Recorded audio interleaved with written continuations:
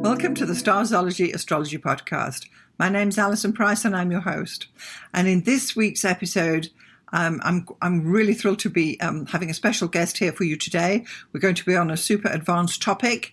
We're going to be discussing rectifications of charts. And I'm going to introduce you to my good friend and colleague, Norma LaChance, and she is going to explain to you how she does her rectification, what it is, how she does it, and with the benefits of it. So enjoy. So Norma LaChance, welcome to the Starzology Astrology Podcast. Thanks for having me. I know you've been a previous guest here before. We've loved having you, and but this time we've got a very interesting topic that we're going to be chatting about. That is not it's not mainstream. It's not run-of-the-mill astrology. It's I would say a highly specialized topic. It's and I'm very excited that you actually work with rectification. Not a medical procedure. It could be, couldn't it? You'd run Just away. so your listeners get, just so your listeners get a flavor of, my sense of humor. Yeah. So for those of our listeners who actually have no idea what rectification is, could you just give us briefly an overview of what does rectification, what is it? It is, my kind of tagline for it is reverse engineering your chart. And so I'll have a client come to me, and we all know that the birth details are critical to having an accurate birth chart. So a lot of times they don't have an accurate birth time. And so we use rectification to not find the birth time, but more to find a chart that matches who they are, because we know it's kind of, I call it the DNA of a person, right? When we look at somebody's chart. So it's a way of working backwards to figure out, where the important pieces of their chart are, being, sun, moon, ascendant, top of the list. I know you talk about that a lot in your podcast. Yeah. And so when you say people, is this for people who don't have a birth time, or is it just for people who do have a birth time and just want to tweak it, really? Both. So I've had clients that have had no idea. They know what day they were born. I actually had a client who didn't know what day they were born, given the way immigration works. They had a 3-day window, believe it or not.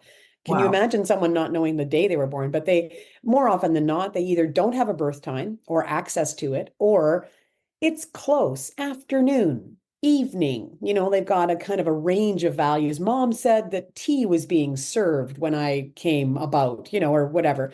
So, but it's about drilling down and getting a more specific birth time. I wouldn't put it on a birth certificate once I've rectified someone's chart, but I would say confidently, what is your ascendant? Where's your moon? These planets that move quicker, which we can, of course, talk about and get more specific. So does that answer your question? So it's both, really. It's no birth time or an inaccurate birth time, either one. Yeah. So, and I have to say that, in my practice, when they come along with a birth time of, say, 5 p.m., which sounds great, but as astrologers, I do think we all know, maybe we don't all know, but in general, it wasn't 5 p.m. That just happens to be what the nurse wrote down after a big lot of huffing and puffing, and who knows what was going on. And she looked at the clock and wrote 5 p.m. So this is the thing. Although you may have a birth time, which most people do. I mean, there'll be something written down. Yeah. Yes. And in general, where would you get your birth time information from for your clients? Well, great question. I mean, and your comment about, I just wanted to comment on the 5 p.m. thing. You got to, flex your Scorpio muscle and be super suspicious. Like, 500. It's like, really? Or sometimes I'm even suspicious when it's 10:12. I'm like, is it 10:12? Yeah. That's my suspicious nature, but it's mostly wanting to have something really accurate. So where do you get your birth time? Well, the first place is a birth certificate. If you have that, lots of countries do not have that in the birth records. I've had clients contact the hospital to find, the birthday, the time, that does exist somewhere. I've also, invited them to do the research to, if mom's around, great, you can talk to mom, the memory may be plus or minus accurate, but also older siblings, other dad, God, why don't we talk to dad? Or other family members, or the family story. Some people have a story around their birth. And it's like, as I said, dad was playing baseball and didn't get home, almost missed it to drive me to the hospital, right? Like that kind of, but it can help to at least narrow it down to, because let's face it, if you have your birth date, it's a 24-hour period. That's a lot of changes in the ascendant and planetary positions. And so Yeah. you need to be able to go morning and get it down to like a 4-hour period or something. Yeah. So every client's a little bit different. That's what I think is so interesting about rectification is it's kind of CSI, got to figure out, put all the It pieces, the is. puzzle pieces together. I love that. I mean, I've got a strong, Mercury and Gemini, love it. More information and puzzle pieces, love. Yeah. Yeah, I was going to ask you about that, about what do you feel that it is that's actually reflected in your chart that leans you towards this highly detailed service, which whilst I learned rectification, it's not something I ever practice. It just doesn't really appeal to me because of the um there's multiple moving parts. So what would you Mhm. say was in your chart that leans you towards rectification? Well, absolutely the Mercury and Gemini in the Mercury third. and Gemini, yeah. Yeah, I mean, and I'm a teacher, right? A teacher by Right. trade and a mathematician. And so the numbers don't freak me out. I hand calculate charts all the time just for fun. This I is really have no awesome. friend. I have no friends. I honestly, You are just the only astrologer I know today who actually still hand calculate, and I admire it. I really do. and I mean, I wouldn't say I do it all the time. But I kind of once a week, I'll try Oh, to, or well, at least yes. once a month, right? Just, it's kind of like doing a crossword for me. It's just fun to see. And in a lot of my studies, I feel like we all have a practice as I know a lot of your listeners are astrologers, and we only all have our practice of when we approach a chart. For me, calculating the chart is part of kind of my meditative way of connecting with a client and seeing the chart emerge as I'm calculating. And rectification can be a lot like that too. I mean, part of my process, I'm assuming we're going to talk about that for your listeners, just to know that Norma will ramble on and Allison will have to interrupt me, but I'll just keep going. So, This is it. We want to know. It's what is it that's motivating this? Yeah. yeah, it absolutely, I mean, it really strong Mercury in my chart, huge curiosity, love, fascinating interest in people. I'm Sun in Cancer and my ascendant and that's a great story. I should probably tell that is, of course, Allison was my first astrology teacher, and maybe a lot of you already know that. And I remember, it's very vulnerable in a lot of ways to start studying astrology because first of all, the first thing they ask you is send me your chart or let's look at your chart. And so Allison's looking at my chart and I had an ascendant.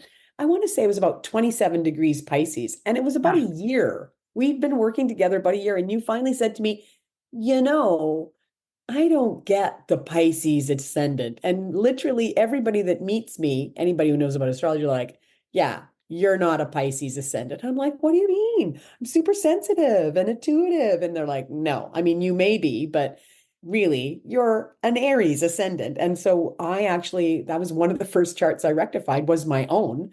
And it was fascinating. And I can remember Allison saying, just try it on for a year. And I have never looked back. I am Aries ascendant, like, tip of the spear, lead, follow, or get out of my way. That's just who I am. And so that's partly, maybe now that I think about it, maybe part of the fascination with rectification was how much more embodied by my chart I felt once I had rectified my chart. I went, yeah, I'm Aries ascendant, dude, like obviously, and I felt so much more seen once I had done that. So maybe that's why I do like doing it for clients because they do feel a greater connection to their chart once it's rectified. Yeah. yes, yes, yes. I Yeah. do remember when we were chatting about that earlier on, and then we were at that astrology event, and we were like, having a drink afterwards, and I remember saying to the gals there, saying, and she thinks she's a Pisces ascendant, and everybody's saying, oh, not a Everybody chance. laughed. Everybody was Yeah, like, "Oh, silly Yeah. Norma, you don't really know yourself, do you? I was like, oh, well, I guess I But better look at this. Yeah, no, it was really interesting.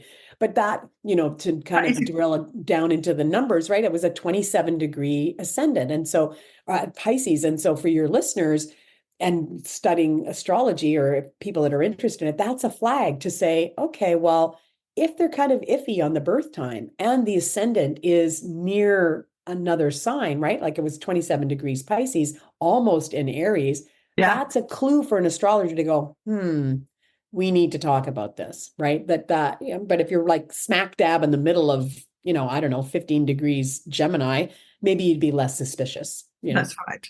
Yeah. And then, so ultimately, you started off under the impression that your ascendant was at 27 Pisces. Now, where did you get that that birth time to start with? Was that on your birth certificate? It was. Yeah, it Yeah. was. Yeah. Okay. And then you have now rectified it. And what time are you going with? What degree have you got on the ascendant now? Um, Great question. Wow. I'm standing at the door hoping to get into class. 4 degrees Aries. Thanks. So we're looking at what 7 degrees difference there. So Yeah. Yeah. what 28? I don't know. Yeah. Yeah, Yeah. maybe it was higher than that because now you're making me think about it. Initially, my birth time was because I'm 0 degrees Cancer. I'm born right at the solstice. What Right. is 0 degrees Cancer? My son is at 0 degrees Cancer, pardon me. Oh, so that And just snuck in as well. yeah, I'm just barely, so I've got all this Gemini-ness in me. But so I was born at 12, well, on my birth certificate, 12:28 Yeah. a.m., right? So just barely into the day that I was born. And I've rectified it to 12:41. So maybe it was even Okay. further into Pisces because of course we know that the degree will change about every 4 minutes. Yeah. Yes. I'm getting the Oh, thumbs up like I know. It's I'm just, sharing lots of really good information. well, this is it. It's, for those who don't really realize it, that for every 4 minutes of time that your birth is out, it could be 1 degree on the ascendant. That's what as a ballpark figure. So Mhm. we're looking at, it's less than half an hour. It's 20 minutes or so that you've made an adjustment to, right? Yes. Well, and it has made a really big difference in my life because I'm a different sign. My ascendant, of course, as we know, the face that you put on as you walk out into the world. How do you face the world? How do you deal with the world? Little different between Pisces, mutable water, and Aries, cardinal fire. Little different. So it does, maybe it's given me a bit more spring in my step, maybe more confidence, right? Because isn't it interesting? Can I just say that at the Yes. time of recording, Mars has just moved into Aries. Like literally, I was just talking about that to plug my podcast. I was just talking about that in my podcast is Mars is moving into Aries as we speak, right? Yeah. And so here I am talking about myself on a podcast. Shocking. Yeah, astrology is Yeah. great. It's so interesting because what this also means is, for those who perhaps don't quite understand, is that previously when you thought you had the Pisces ascendant, that was giving you a Jupiter Neptunian chart ruler. But now, that we're firmly in Aries, you've embraced the Mars as Mhm. your chart ruler, and which is an entirely different energy. As you say, it's the get up and go, sharpen your spear. And here we are saying that Mars has just moved into Aries anyway by Mhm. transit. And I So don't know if, yeah, and you've probably talked about it on your podcast, but of course, where your chart ruler is in your chart is key to you know, how you face the world, right? Because it's part of your ascendant complex. And my Mars is in the first house. Shocker. In Taurus, which is not, considered maybe a less strong. I would argue that it represents something different. But yeah, here's my chart ruler in my first house. It's like, hello. And Allison will back me up here. I walk into a room and people know I have walked into the room. I make myself very known and I enjoy public speaking and getting myself way out there. And that all just is part of being, having your chart ruler in the first house. It's all me, myself, and I, man. me, Yeah, myself, my shadow, and I. Yes. exactly. Yeah. Yeah, so this is very interesting that you yourself experienced the benefit of having a rectified chart and trying the Aries on for size, and you like the way it fitted you, and therefore I do think this gives you an empathy for those who are perhaps saying this chart doesn't quite fit me. I don't feel quite comfortable with this, or whatever it is they're saying. And I would assume that these are the people who are coming to you for the rectification advice or the service that you offer to help them tweak that. Well, it's basically the ascendant, really, which is what most of the problems are, you know? Absolutely. And what I wanted to say, yes, it's mostly about the ascendant. It's also about the moon placement, right? Because we know that the moon being fastest moving planet out there, and it can change up to 13 degrees in a day. And so that could be a different sign as well. So we're really talking about, what do you call it? I can't remember what you call the sun, moon, and ascendant. Oh, the Holy Trinity. The Holy Trinity. And so two of the three in the Holy Trinity could be out.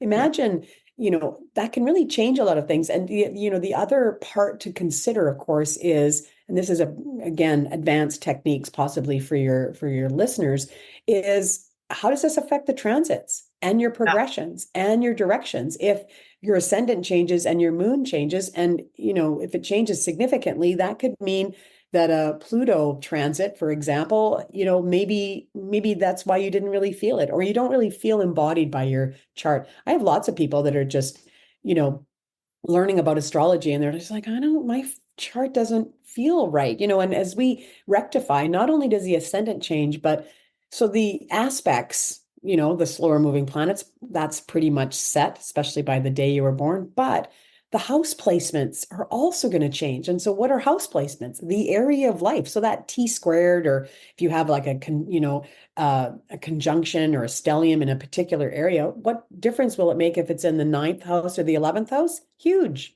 Yes. difference. So all of this is part of, part of what I do with my clients is, the first thing I do is we have a meeting and we talk about, you can learn a lot about someone, even without their chart or an accurate birth time, just by talking to them. People speak their planets if you're listening, right?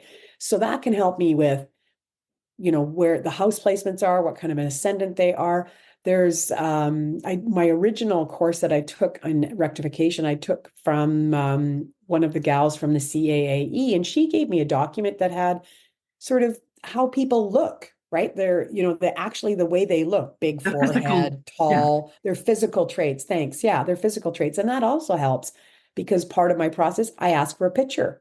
Send me a picture of you so that it can match, especially when we're doing lots of stuff online. So I can at least look at potential ascendants that would match your physical characteristics. Yeah.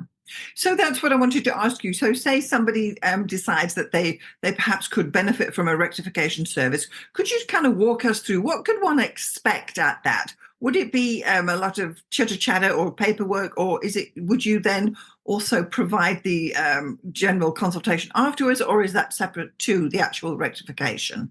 Well, that's a great question. So I usually see it in three parts. So the first part is you reach out, you find someone that wants to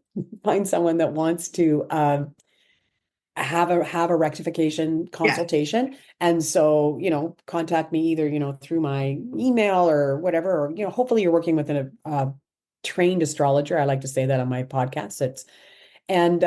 We'd have an initial talk. So let's talk about how you got your birth time, if you have one at all. Then I ask for a list of 12 to 15 life events. And this is critical. So do I rectify 5-year-olds? Not a lot, because no offense to the 5-year-olds, but maybe not a lot has happened. I like people to be a bit longer in the tooth so that we have a nice variety of life events that can help me rectify the chart. So what's a life event? So what is a life event? What would that be? So an example of really great life events: marriages, births, deaths, graduating from school. And you'll notice that I'm picking things that we have very, date, month, date, and year. And time would be amazing, but month, date, and year, like, oh, I got married in September sometime. No, you probably know the exact date you got married, Right, hopefully. right. Divorces, moves, emigrating to different countries. These are all events that one, you can hopefully get accurate information, and they generally will represent a transit. So again, talking about advanced techniques, we work backwards from the idea that these big life events would show up in a transit, perhaps from an outer planet that's hitting your chart. So if you have a chart that doesn't really react to those dates, then probably that's not the right placement for those, either house placement or degree placement for those planets. So I would take in all these events. They're, ideally, there's a bit of space there. Don't give me, we got married this month and then 1 month later we had a baby or whatever. It needs to be spaced out so that it statistically just makes a bit more sense. So 12 to 15 events spaced out, 3 years would be great. But everybody's a little bit different. So then I go away, do some magic. It's usually called I math. like the sound of that. So I put together kind of a graphic, and I use the ephemeris. Of course I do, because I'm an astrologer. Yes. And I do a couple of things where I can narrow it down. The big mystery is the ascendant, the moon. Those are the fastest moving things that I'm trying to figure out. We're pretty sure about the sun, except for my one client that didn't know what day they were born, like what date. But so it's all about that and I work backwards. I start with the outer planets because, Pluto's not going anywhere anytime fast. So if I see a spike, meaning that there were a bunch of dates that hit that particular degree a lot, I can probably figure out where Pluto is, Neptune, Uranus, Chiron, and I work myself in. Then I come up with probably 3, maybe 4 charts that I'm thinking this feels pretty good. And then I'll cast the directions, and I might even look at the progressions if they've shared something about kind of their inner world. And then I literally just look at what makes the most sense mathematically. Then the second part is I meet with the client again and we discuss. I like to involve the client in the process. It's not just me doing my magic in the background. And then they have ownership over their chart. And we talk about, well, if these planets were in this house, this is kind of what it would mean. That may resonate with the client and it may not. So we have a discussion. I go back, I figure out which one I think it's going to be. And then the third part is, ta-da, a chart, hopefully. Oh, so this is interesting. So you are actually yourself doing all of this analysis and all this maths that goes with it. It's not that you're just plugging it into a computer and something's spitting out, oh, it was 5:15 p.m. You are actually using all your skills and knowledge to develop and flesh out this actual rectification for your client. I think that's important to state. Yeah. It's a huge, and when I tell people what I charge, or when you listen to an astrologer, and if it seems like a lot of money, it can take me 2 weeks, of study, to really dig in and to really do a good job of it. And to me, if an astrologer gets back to you in 15 minutes with the chart, I'd be a little suspicious, because it's a huge job, because you're doing a statistical analysis to reverse engineer a chart. And so that's why you need so many data points, right? If anybody out there knows anything about statistics, you can't do it with 1 or 2 dates. It's got to be, 12 to 15 dates. And I've gone as far as, the directions really help, because those will indicate an event and or a transit. Once I get it down to the chart that I like, I will do a quad wheel, if you know what that is, right? So progressions, directions, and transits, to have a look at, to see, does it represent the event that we're talking about, right, on particular days. And the big question really is, as I said off the top, I'm not trying to figure out what time you were born. I am trying to figure out a chart that represents your experience of your life. And so then you can then use it moving forward in terms of predictive astrology.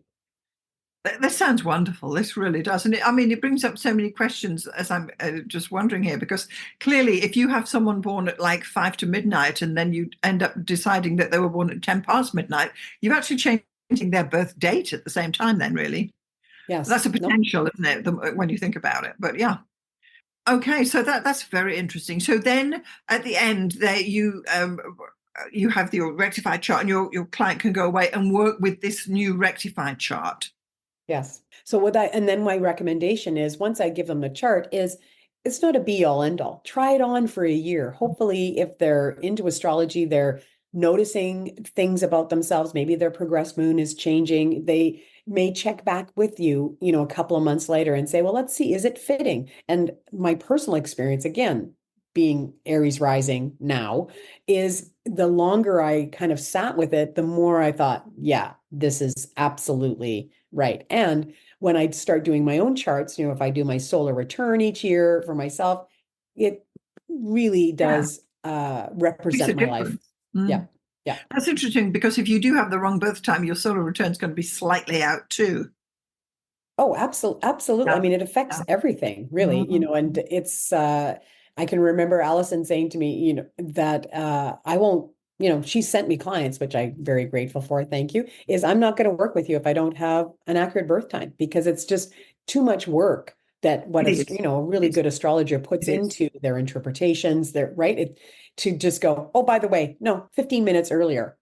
Yikes. Now I got to go back and change everything. And so you're better off to be demanding that way and say, no, if you don't have an accurate birth time, go see Norma first and then come back. Yes. As I say, it crops up often, and you are certainly the rectification astrologer as far as I'm concerned, because to get charts rectified, many people don't require it, but those who do, and you start thinking, yeah, this thing's not fitting, and they're saying it's not fitting, and you can go from there. So it's I think it's a great service, and I admire you because it's a specialized service. It's a specialized service within the speciality of astrology. It's like super tight, and not everybody is doing this. That is for sure. It's not something that any run-of-the-mill astrologer will offer you a rectification service. So what you're doing, I think it's brilliant.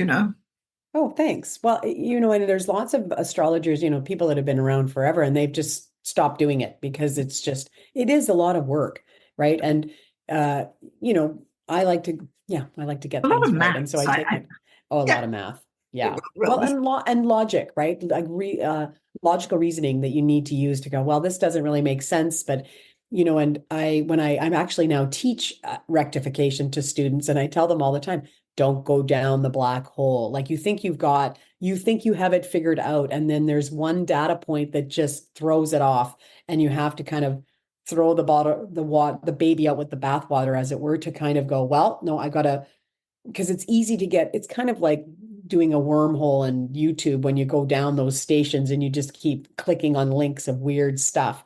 You get very focused on, oh, I'm absolutely on the right track. And then you realize, nope, I got to jump ship and think, have a sleep on it. That's why it takes a long time, right? Is to just sitting with a chart to make sure that it's accurate, I think it's tough. Yeah, it's tough. Yeah. I think that's great. So as rectification is one of your specialty topics, but you also provide general astrology readings and so on, and consultations for other people, yes? Absolutely. Yes. Yeah. No, it's one of my favorite things. There's so many areas of astrology, which is great because all of us astrologers can kind of find our niche. I mean, yes. I have a podcast where I chat about, it's basically the daily transit. I'm like a weather person telling you the astrological weather. Tell us the name of your podcast, and I'll put a link below. Oh, thanks. That'd be great. Astrology Today. So it's the number 2 day, and it's purple. That's how you know you got the right one. Okay. And it's available. How can our listeners contact you? My email is the best way to get a hold of me, astrologydiva, that's DVA @gmail.com. I say that all the time on my podcast. It sounds like very rehearsed. It is. Yes. So the best way to get a hold of me is through my email. Request, some of those services. Yes, I do general, chart and natal chart analysis. Yeah. I do predictive astrology, rectification. And it's really the blend of math, numbers, and people. And so for me, I love it. It's just a passion for me because everybody's a little bit different, and everybody's chart. I mean, every chart is so interesting as it unfolds and you speak with clients. It's great. So tell us a little bit what we can expect to hear on your podcast, Norma. Well, I drop twice a week, Tuesdays and Fridays, and I talk about, the daily transit. So I kind of look up in the sky, see what's there, planetary ingresses, anything, planetary movements, retrogrades, that kind of thing. I like to talk a lot about aspect patterns and teach that because it's all shapes, and there it is. There's that math again.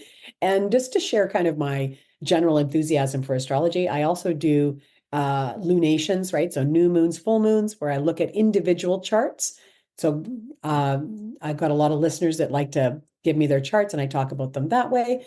And now I've started a monthly mailbag of questions. And so whatever you want to ask about astrology, once a month comes out as a bonus episode, as a monthly mailbag. So the May mailbag, which starts, we're recording here, in the spring, the May mailbag is probably available. So you can send those to my email, and I do my best to answer your questions. Yeah. Okay, that's great. Are you still doing the new moon group? I am, yes. We started in COVID, and once a month we meet on the new moon or thereabouts, probably a little bit before the new moon. And we talk about on Zoom, people come from all over the world. It's amazing.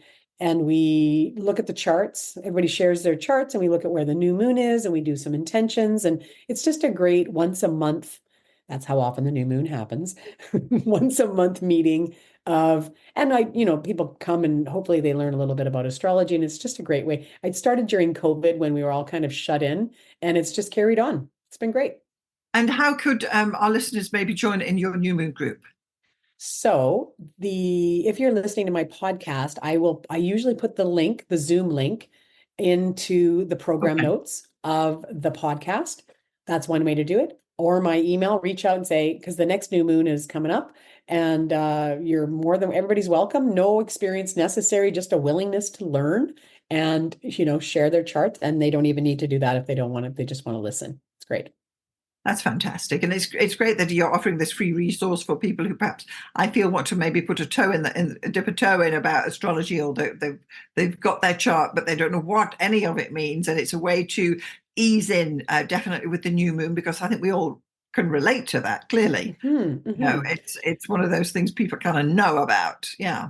Well, and we've just come out of eclipse season. And so we talked about the solar eclipse, which was, of course, spectacular, right? Hitting Eastern Canada and coming out through North America.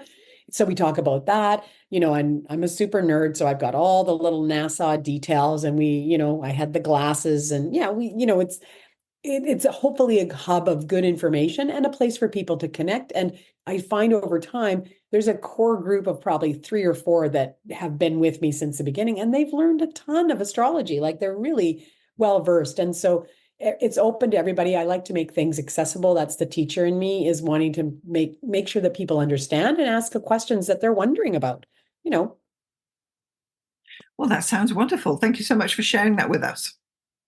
Well, thanks for letting me plug my stuff. So, Norma, thank you very much for joining us today and sharing with us about the rectification services you offer. I think it's very interesting, and it's definitely something that may appeal to a certain group who really want to firm up their chart a little more.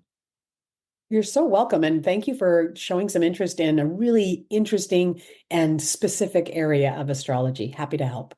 Thank you, Norma. Thank you for being here today. It's been a pleasure. Thank you again.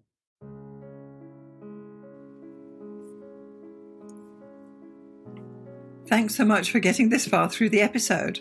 I just want to take a moment to tell you about the 2 main options of my astrology services.